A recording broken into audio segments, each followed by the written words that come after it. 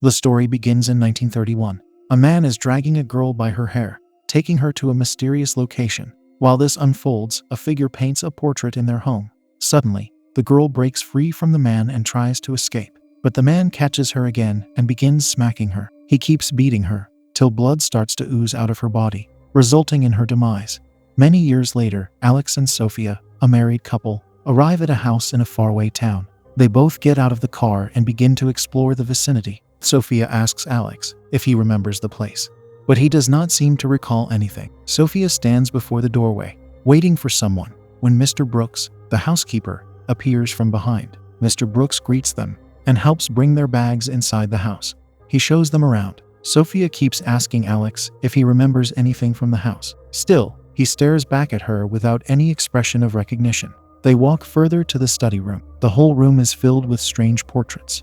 Mr. Brooks sets their luggage in the room. However, as soon as he leaves the room, Sophia picks up her stuff and puts it all in the adjacent room. Sophia and Alex have been through some accident that has affected Alex's brain, making him lose his memory. That is why they have come to this place to jolt his memory. Later that night, as Sophia is placing her clothes in the closet, Alex eerily stands behind her in the doorway. But when she turned around, he's nowhere to be found. She gives Alex his meds and takes him to bed. She covers him with the sheets and calms him down, as if he were scared of something. Sophia feels depressed because of the weariness and decides to treat herself to a drink. Sipping her drink quietly, the days when Alex was all right and loved her flash through her memory like a film. She remembers them fighting on the roadside. Alex wanted her to spend more time with him, but Sophia had work emergencies. As he retreated from her, a truck hit him hard, and in the accident, his brain was damaged.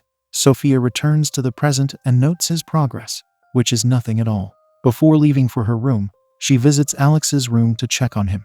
Sleeping has become a difficult task for her, and she cannot do so without having a smoke. She lights a cigarette and puffs away. With every puff, she blows her sorrows into the air. As she puts away her cigarette, settling down to sleep, the loud sound of a door closing catches her attention. She gets up from her bed and checks on Alex. She asks him if he has used the bathroom, but he does not budge. She walks to his bed and looks at him. He is sound asleep.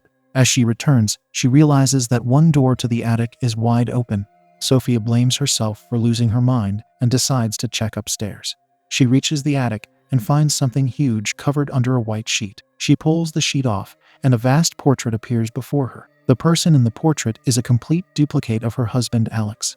The signature reads 1937. Sophia is completely baffled. She returns to her room and immediately calls her friend, telling her about the picture. She sends her a photo as well.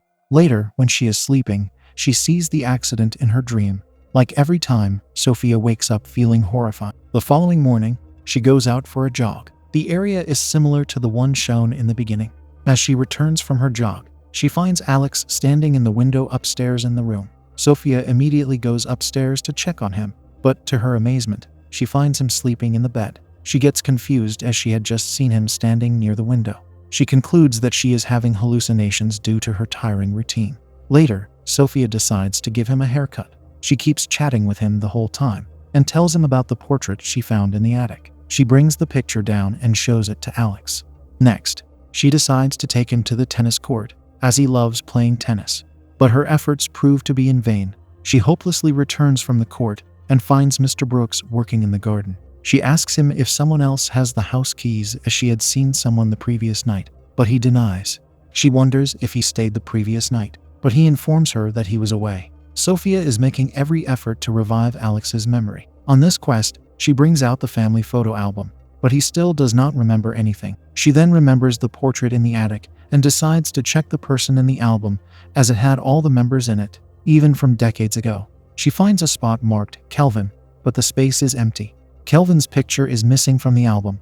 She wonders what could be the reason for that. Suddenly, a figure appears from behind, and Sophia almost screams in fear. She asks the intruder about her identity. The woman introduces herself as Margaret, and she shows her picture from the album. She narrates to Sophia how her great-grandfather had built the whole mansion. Margaret tells Sophia that he was fond of beautiful women.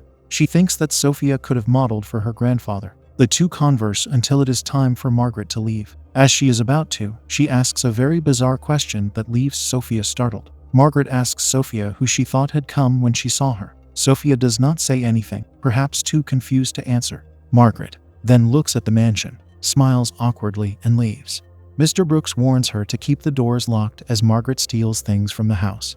Later, Sophia shows Alex a few items, still hooing to revive his memory. Looking at the objects, Alex remembers a baseball player. Sophia happily notes it down in her diary. After many days, she has found herself smiling. She drinks from the bar, toggles with the stereo, and plays some songs. Meanwhile, Alex is lying awake in his bed, with his eyes open, staring at the ceiling.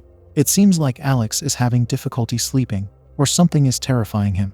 Sophia continues to drink and dance. Suddenly, she decides to go to the attic. She switches on the light. Her attention is captured by a beautiful red gown. She picks it up and puts it on, standing before the portrait. She starts talking to the picture and informs it about Alex's progress. Sophia talks to the portrait like it is Alex, and not someone from the past century. She starts staring into the man's eyes and finds herself in a trance. She does not even realize that the music in the background has halted. Suddenly, an object falls and breaks with a loud bang downstairs. It brings her out of the trance, and she immediately runs towards the source of the noise, finding Alex standing beside a broken statue. She loses the gown, takes Alex back to his room, and then returns to her room. The memories of her past make her sad as she goes through her phone, looking at Alex's pictures. After surfing a wave of nostalgia, she finally goes to sleep. In the middle of the night, Alex joins her and cuddles her. When she wakes up, Sophia remembers Alex being intimate with her. But when she comes downstairs, he is the same Alex with no recognition in his eyes, sitting beside Mr. Brooks. Sophia wonders if it was reality or just another dream. Alex's great-grandfather Kelvin has fascinated her, and she decides to search for him on the internet. She learns of his love for art and strange paintings. She remembers a few of those, as they were still placed in the mansion. One of the paintings shows Kelvin poised, staring into space. It makes her uneasy as it appears to her as if he is staring into her eyes. Later, she decides to check on Margaret, but she finds her girlfriend there. Sophia introduces herself and Alex, and asks for Margaret. Her girlfriend takes Sophia inside, and Margaret joins them after a couple of minutes. Sophia tells Margaret about her findings in the attic. She shows her the picture on her phone. She expresses her opinion on the similarity between Kelvin and Alex, but Margaret does not feel the same. Margaret already knows about the portrait. Sophia inquires about the absence of Kelvin's photo from the album, to which Margaret replies that he has no place in the family. This leaves Sophia more confused. Margaret tells her that Kelvin liked to hurt women.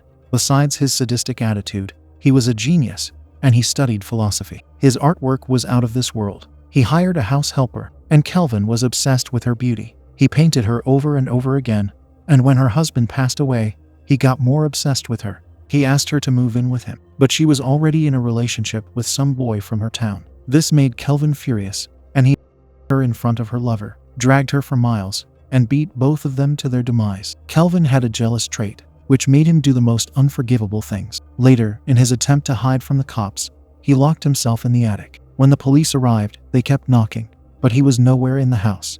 Kelvin had somehow vanished. This information makes Sophia laugh, as no one can vanish into thin air like that. But what Margaret tells Sophia next is even more surprising. Margaret believes that he had disappeared inside the portrait, as it was still wet when the police arrived. Sophia finds nothing useful on her trip to Margaret's home. She has never believed in spirits and ghosts.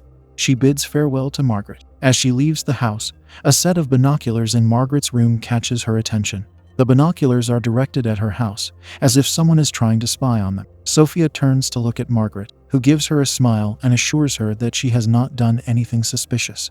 On her way back home, she hears a voice from nearby, eerily saying the words, "You did." She looks around, but there was no one there beside them. That night, she falls asleep with Alex on his bed. When she wakes up, Alex has his arms around her. Sophia carefully removes his arm and walks away. She switches off the light on the porch, but as she turns around, she hears leaves crunching, like someone is outside. Suddenly, there is a knock on the door, startling her. Esther, Margaret's girlfriend, is at the door. She has brought some news clippings from 1937. After reading those, she realizes that the story Margaret told her was true. Still, according to the clippings, Kelvin fled the country. She showed some more clippings that highlighted the assassinations of many others. Sophia wonders about the rest of the clippings. Esther tells her that these victims were found in the house, or ran away and later passed away accidentally. Esther claims that there were more casualties, but the family had covered them up. Before leaving, Esther looks deeply into Sophia's eyes and claims that Sophia has seen Kelvin, which confuses her even more. Sophia gets frustrated and asks her to leave. One of the clippings drop to the ground as Esther walks away. Sophia throws it in the trash and goes upstairs. When Esther returns home, Margaret is seen peeking inside Sophia's house. Sophia goes upstairs, stands before the portrait, and starts talking to the man again. She touches the portrait, but it is dry. She stares at it. But when Kelvin jerks at her from the portrait for a split second, she steps back, scared out of her wits. Sophia is not even sure if it is reality or mere hallucinations. She returns to her room feeling very uneasy. In the same instant, she talks to her friend and tells her she is losing her mind. Her friend tells her that it is because of the grief she is suffering from. The next day, she takes Alex out for a drive. She asks if he remembers the songs that are playing in the car, but he keeps sitting like a statue with no emotions.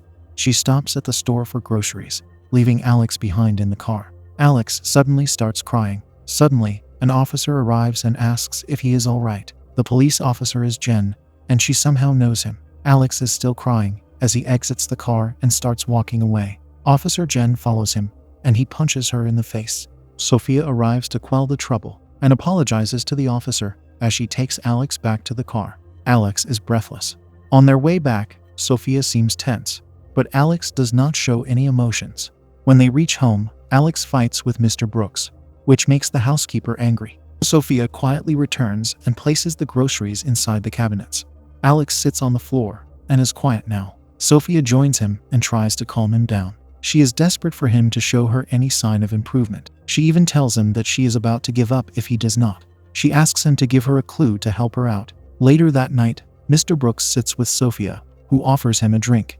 They start to chat and discuss Alex's situation. He shows her a tattoo that says that God will help them all.